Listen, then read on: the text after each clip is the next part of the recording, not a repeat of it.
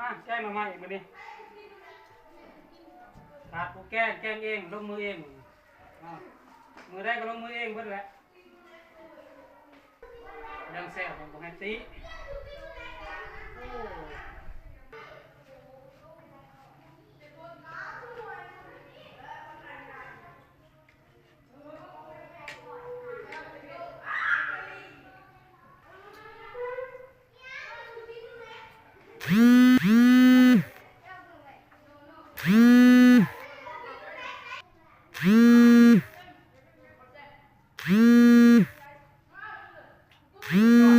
ไม่ได้แกงเลย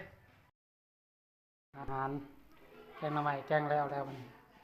ก็มีอาหารมาเสริมอย่างซุปเห็ดกระด้างนั่นหมูปลาตำบักถั่วเนาะเด้อขนาดเป็น